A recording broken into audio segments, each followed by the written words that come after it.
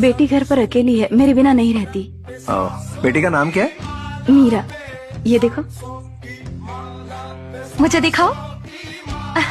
बहुत प्यारी है। दिखाओ ना। लो।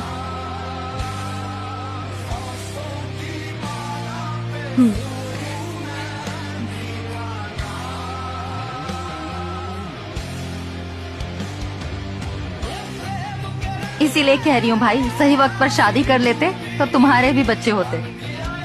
इसने अभी तक शादी नहीं की? नहीं।